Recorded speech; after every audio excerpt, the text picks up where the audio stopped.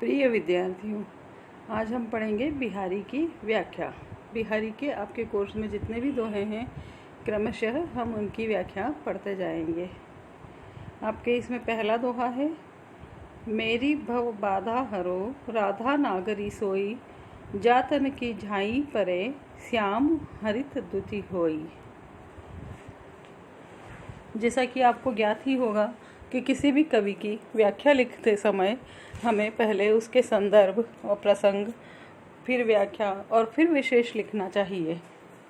तभी आप व्याख्या वाले प्रश्न में अच्छे अंक अर्जित कर सकते हैं। और जाहिर सी बात है कि लिखने के लिए आपको याद भी होना चाहिए कि उपरोक्त पंक्तियाँ किस कवि की है, उस कवि के ग्रंथ का नाम क्या है, उस ग्रंथ की मूल विषय वस्तु क्या है। ये सब चीज़ें जब तक हमें ज्ञात नहीं होगी तब तक हम इसके बारे में कुछ लिख नहीं पाएंगे। यह बिहारी का प्रथम दोहा है। ये पंक्तियाँ बिहारी सतसई से उद्गृत है और पहले के समय में यह प्रथा या परंपरा थी कि कवि अपने काव्य ग्रंथ की शुरुआत मंगलाचरण से किया करता था। तो इन पंक्तियों को भी हम मंगलाचरण के रूप में ले सकते हैं। कविवर श्री कृष्ण की आराधना करता हुआ राधिका के स्वरूप का वर्णन इस मंगलाचरण में कर रहा है।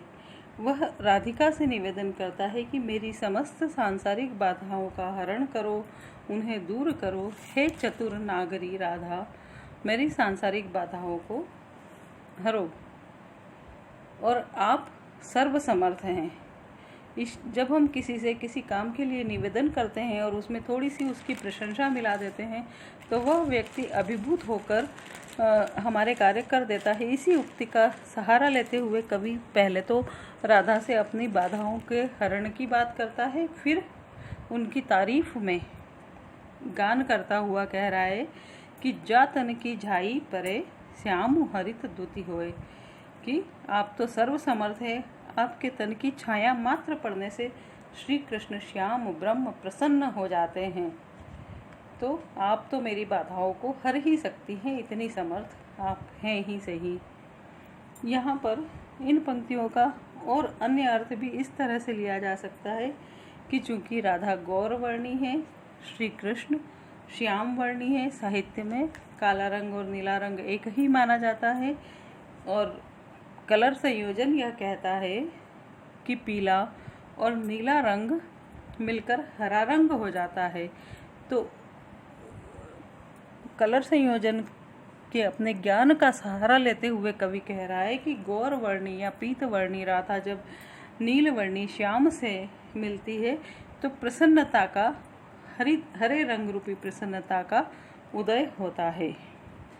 तो वे चतुर राधा जी मेरी सांसारिक बाधाओं को हटाएं ताकि मैं ईश्वर को प्राप्त करने के अपने लक्ष्य में सफलता पा सकूं, ऐसा कवि यहाँ निवेदन कर रहा है।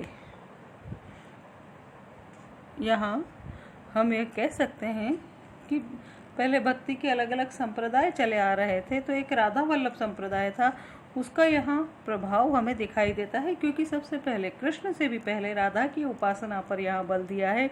इस मंगलाचरण में पहले राधा की उपासना की गई है, इसलिए राधा वल्लभ संप्रदाय के प्रभाव को हम स्वीकार कर सकते हैं। और जब हम विशेष की बात करते हैं तो सीधी सी बात है, हमें यह कहना होगा कि यहाँ कवि की भाषा ब्रज भाषा है ही। रस के रूप में श्रृंगारिकता की या भक्ति की बात हम कर सकते हैं, शांत रस की बात हम कर सकते हैं और श्लेष काव्यलिंग और रूपकातिशयोक्ति अलंकार यहाँ दृष्टव्य है। छंद जैसा कि जाहिर है एकाध दोहा बिहारी ने एकाध छंद सोरठा लिखा है, बाकी उनकी जो सब रचनाएं हैं वे दोहा छंद में ही लिखी गई हैं। पद आपके समझ में, ये दोहा आपके समझ में आया होगा उम्मीद है। हम अगले दोहे की ओर चलते हैं।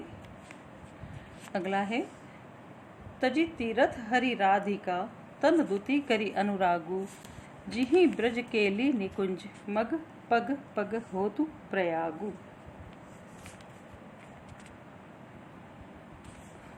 अब यहाँ पर कवि राधा कृष्ण की युगल स्वरूप की उपासना की बात करता है और उन्हें अलौकिक बता रहा है, पवित्र बता रहा है। और कवि का ये कहना है कि हमें कैसी उपासना करनी चाहिए।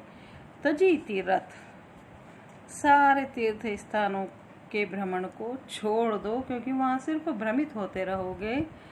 तजी तीर्थ हरि राधिका, मन अपना किसमें लगाओ, हे मन या हे साधक, तीर्थों के भ्रमण को छोड़ दे और हरि और राधा के स्वरूप में, कृष्ण और राधा के स्वरूप में, प्रभु और राधा नागरी के स्वरूप में अपने मन को लगाओ। उनके युगल स्वरूप की आराधना तुम करो, उनकी कांति में ध्यान तुम लगाओ और तन दुति करी अनुरागु, उनके तन की आभा से, दोनों के तन की आभा से तुम प्रेम करो।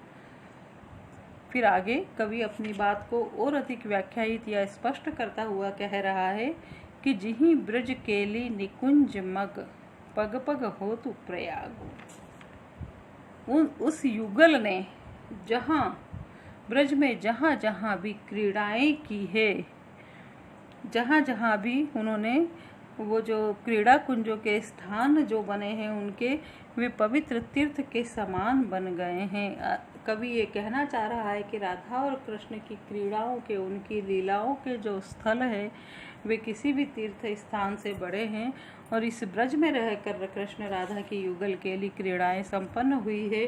तो यहाँ तो प्रत्येक पग जहाँ भी हम पैर रख दे वही धरती इतनी पुण्यवान है, जैसे कि हम प्रयाग में, तीर्थराज प्रयाग में हम रह रहे हैं, अर्थात उनकी क्रीड़ाओं का स्थान इतने पवित्र बन चुके हैं।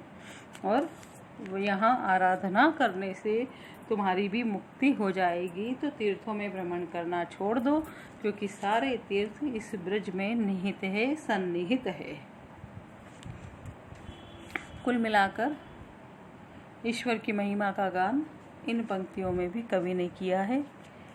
शांत रस, चूँकि भक्ति की बात है, यहाँ पर ईश्वर की भक्ति में मन लगा हुआ है। स्थायी भाव निर्वेद, भाषा ब्रज भाषा है ही। और प्रयाग का नाम आया है, पग पग हो तु प्रयागु, प्रयाग तीर्थराज है, क्योंकि प्रयाग में गंगा यमुना और सरस्वती का संगम होता है। तो ऐसा माना जाता है कि संगम स्थल पर तीर्थ स्नान करने से व्यक्ति समस्त पापों से मुक्त हो जाता है। तो यहाँ पर 3 नदियाँ कौन कौन सी है, किस किस का संगम हुआ है? अब प्रतीक रूप में हम ये कह सकते हैं कि जो राधा है वो गौरवर्णी है, गंगा का पानी भी स्वच्छ, साफ, उज्ज्वल वर्ण का है, कृष्ण का श्याम वर्ण है। और आपने विद्यार्थियों, आपने कभी यमुना नदी देखी हो तो यमुना नदी का पानी श्याम वर्ण का होता है, काले रंग का। और इस बात को आप और स्पष्ट कब समझ पाएंगे? जब 2 नदियाँ मिल रही हो, एक तरफ से गंगा और एक तरफ से यमुना, तो आपको स्पष्ट समझ आ जाएगा कि उज्ज्वल वर्ण पानी में क्या होता है और श्याम वर्ण कहाँ होता है। तो राधा का वर्ण हो गया, कृष्ण का श्याम वर्ण अर्थात यमुना की धारा हो गया। और जैसा कि हमने पहले पद में भी देखा था कि पीत वर्ण और श्याम वर्ण या नील वर्ण जब मिलते हैं तो हरा रंग हो जाता है। तो तीसरी हरित पीत सरस्वती की धारा हो गई। तो तीसरा रंग भी यहाँ हो गया। तो तीनों राधा और कृष्ण का जहाँ मिलन हुआ वहाँ उन तीनों रंगों की मौजूदगी है जो प्रयाग में 3 नदियों के मिलने से होती है। इसलिए यहाँ भी प्रयाग के समान पवित्र स्थल, पवित्र तीर्थ बन गए हैं राधा और कृष्ण के युगल स्वरूप की आराधना करने से। इसीलिए समस्त पापों का नाश हो जाता है। तो उनके युगल स्वरूप में आस्था रखो, उसी की उपासना करो। अब वही भाषा, ब्रज भाषा, अलंकार, अनुप्रास, श्लेष और पुनरुक्ति प्रकाश। ये देखिए, पग पग हो तु प्रयागु, जहाँ भी एक शब्द एक से अधिक बार आए और उसका भिन्न भिन्न अर्थ न हो, वहाँ पुनरुक्ति प्रकाश अलंकार होता है। अनुप्रास के बारे में तो आप सबको पता ही है कि कहाँ अनुप्रास होता है। आपको समझ में नहीं आए तो आप मेरे व्हाट्सएप नंबर पर मुझसे पूछ सकते हैं, इस लेक्चर को दोबारा देख सकते हैं। अगला दोहा हम पढ़ते हैं। नाची अचानक ही उठे बिनु पावस बन मोर, जानती हों नंदित करी यह दिसी नंद किशोर।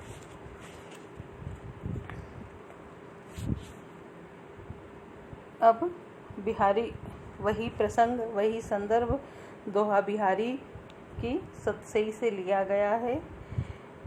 और इन पंक्तियों में कोई सखी अचानक ही नायिका को विरह व्याकुल देखकर यह सांत्वना देना चाह रही है कि आज तो कृष्ण का मिलन तुमसे जरूर होगा। तो अपनी इस उक्ति के पीछे वह तर्क क्या देती है? वह तर्क इन पंक्तियों में है, नाची अचानक ही उठे, हे सखी आज तो अचानक से ही नाच उठे हैं। कौन नाच उठे हैं? बिनु पावस वन मोर, बिना बारिश के ही वन में मोर नाच उठे हैं। आपको पता होगा, यह सामान्य सी बात है कि वर्षा ऋतु आती है जब मोर नृत्य करते हैं। और आप में से कईयों ने पूरे पंख फैलाए हुए मोर को नृत्य करते हुए देखा होगा, या असल में नहीं भी देखा हो तो कहीं दूरदर्शन पर, कहीं किसी फिल्म में देखा होगा। और नहीं भी देखा होगा तो आप जानते होंगे कि वर्षा ऋतु में मोर नाच उठते हैं। लेकिन आज ऐसा क्या हुआ जो वर्षा भी नहीं हुई और मोर नाच उठे? आगे अपनी बात को स्पष्ट करती हुई सखी कह रही है, जानती हों नंदित करी यह दिसी नंद किशोर। हों, मैं जानती हूँ कि ऐसा क्यों हो रहा है। क्यों हो रहा है? क्योंकि जो श्री कृष्ण है, नंद किशोर है, वह आज वन में घूमने के लिए निकले हैं। और जब वे वन में घूमने के लिए निकले हैं तो वे घनश्याम हैं। इसलिए उनके श्याम वर्ण को देखकर मोरों ने मेघों के भ्रम से नाचना प्रारंभ कर दिया है। इसलिए यह दिसी नंद किशोर, कृष्ण के कारण यह दिशा नंदित हो रही है, प्रसन्नचित्त हो रही है। यहाँ मोरों ने नृत्य करना शुरू कर दिया है।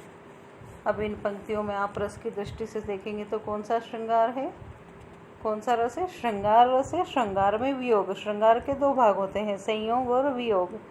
तो यहाँ वियोग श्रृंगार है। नायिका की सखी उसकी विरह व्यथा को दूर करने के लिए प्रयास कर रही है।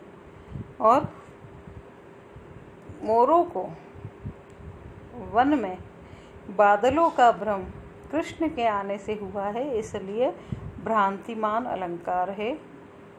और अनुप्रास अलंकार तो रीतिकाल में सर्वत्र पाया ही जाता है। अगला आपको समझ आ रहा है? आगे बढ़े। ओके, बड़ा सुंदर और इतना अद्भुत पद, इतनी अद्भुत पंक्तियां मैंने आज तक नहीं पढ़ी। ये मतलब इन पंक्तियों में अगला जो हम दोहा पढ़ने जा रहे हैं, इनमें ध्वन्यात्मकता, धन धन धन धन, छन छन छन छन, या पता नहीं एक शब्द में अनेक सारी बातें, या एक एक शब्द में इतनी बातें कि एक निबंध ही लिख दिया जाए, या कहें हम कि कवि की समासात्मकता, या कवि का तुक, या कवि की लय, कवि का संपूर्ण ज्ञान ऐसा लगता है इन पंक्तियों में साकार हो उठा है। साहित्य का, साहित्य शास्त्र का ज्ञान पंक्तियाँ पढ़ते हैं। कहत नटत रिझत खिजत, मिलत खिलत लजियात, भरे भौन में करत हैं नैननु ही सो बात।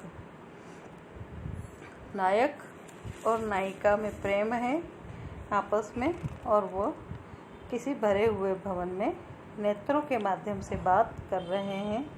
तो छोटे छोटे अनुभवों की, नायक और नायिका के छोटे छोटे भावों की सुंदर दशा, सुंदर व्यंजना यहाँ दिखाई दे रही है।